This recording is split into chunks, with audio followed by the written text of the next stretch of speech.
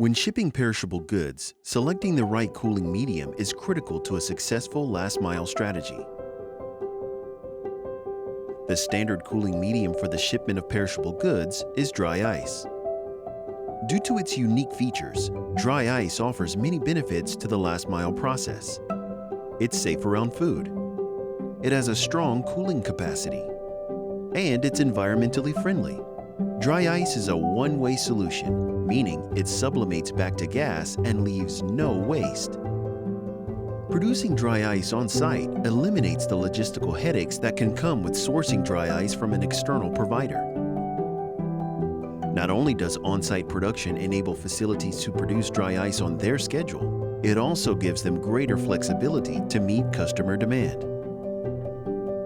Different quantities, sizes, and shapes of dry ice are needed based on the goods being shipped, the length of the trip, and space constraints of different shipping containers. Installing a dry ice production unit enables the creation of the exact quantity, size, or form of dry ice needed. On-site dry ice production also makes automation possible. Dosing and metering systems can be installed into an existing process and allow for the production of pre-programmed amounts of dry ice directly into packaging containers. Alternative cooling options, which include gel packs and refrigerated trucks, have their drawbacks. While gel packs are easier to store and handle than dry ice, they raise serious environmental concerns. Gel packs create a tremendous amount of waste that is difficult to recycle. Most consumers will simply throw the packs away, but some environmentally conscious consumers may attempt to recycle them, which can be a difficult task.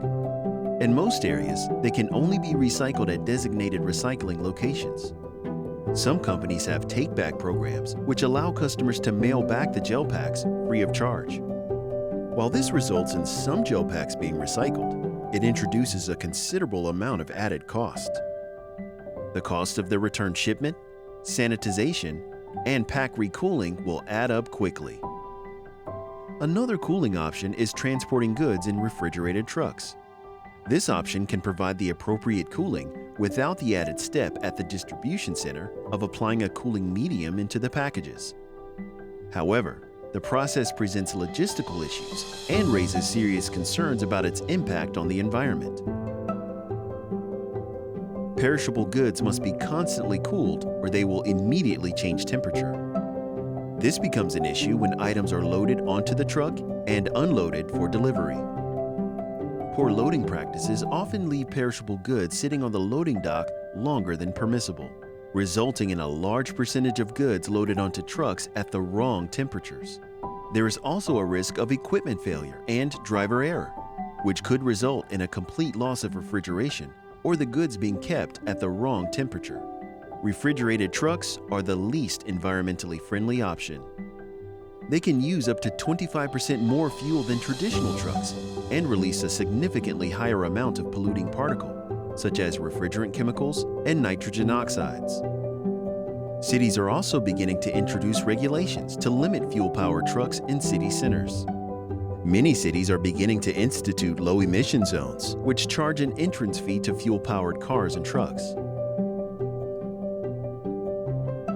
The use of electric trucks greatly reduces the impact on the environment, but they are constrained by radius and battery power and are often not viable. Dry ice continues to be the most effective cooling medium for last-mile deliveries, and producing it on-site allows for optimal control and efficiency, while being environmentally friendly at the same time. ColdJet, the force of nature.